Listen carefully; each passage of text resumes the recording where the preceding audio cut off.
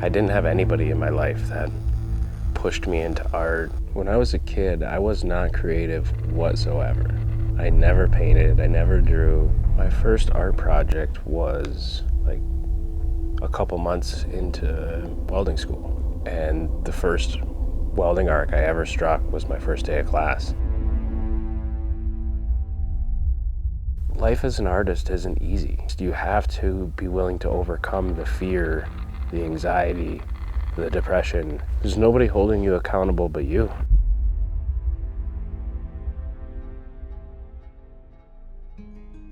My name is Russ Ellsworth, and I'm a metal sculpture artist, focusing mainly on whitetails, sheep, and fish. This is the little bar and restaurant I was telling you about that commissioned my first muskie sculpture. And that's literally all in Newberry right there. And then from here is the vast wilderness.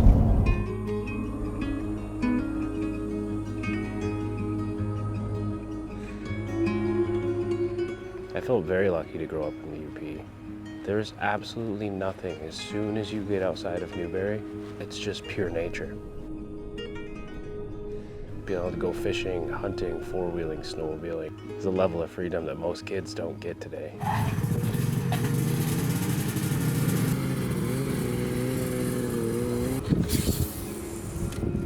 My entire life, my dad was a millwright for a local OSB mill, and my mom was a corrections officer. They both worked 40, 50 hours a week, very blue-collar jobs. I didn't have anybody in my life that pushed me into art. Growing up in one small town your entire life, you're just ready to go experience some new things. And so me and a couple of buddies enrolled in a community college about 4 hours away, and I didn't know what I was going to do. And so I'm looking at the community college list of trades, and welding was on there for a 2-year program. I ended up working several different jobs in welding shops across the country. And then I decided I'm gonna take my dream job in Oregon. And then COVID happened, and all the projects that we had lined up completely went away and just flipped my world right upside down. But instead of just soaking in it and staying in my apartment and being a shut-in, I just kept going to the shop that was no longer paying me and doing something with my hands that kept my mind off it.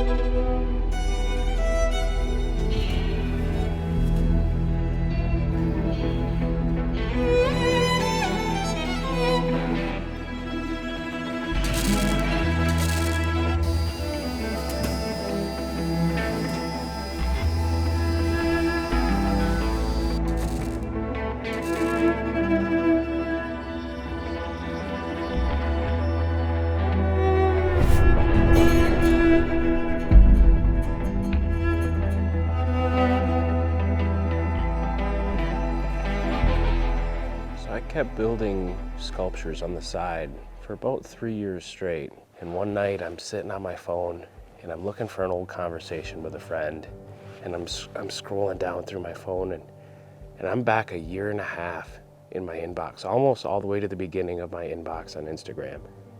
And I see an unopened message from Legends Ranch. And it's a guy by the name of Robert, and he's like, hey, here's my number. I really like your whitetail, I wanna buy it. So after getting that DM from Robert, I loaded up the sculpture, put it in the truck, and my wife and I drove down here. And as I'm walking into the wildlife center, I didn't realize my life had changed at that point.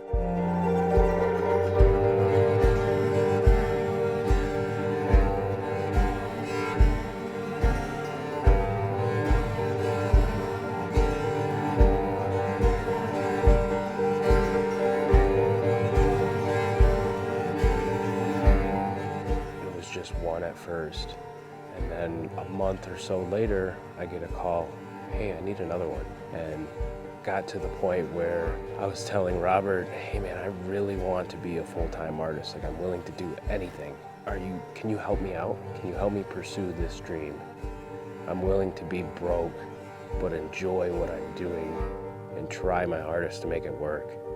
And he said, well, I'll buy 5 deer heads from you if that will allow you enough of a nest egg to quit your day job. And I jumped on it. My parents thought I was absolutely crazy when I quit my day job. If it wasn't for my wife and my parents being so supportive of this jump and this whole starving artist thing for 3 years of my life, if they weren't there supporting me through that, I wouldn't be here. When someone looks at my sculpture, I hope they see the animal first, and then they have to walk up and get closer and closer. And you have to get within a couple of feet of my sculpture to figure out how it's made, what it's made of, how I did it. And you step back and all of the how I did it fades away and the animal comes into life.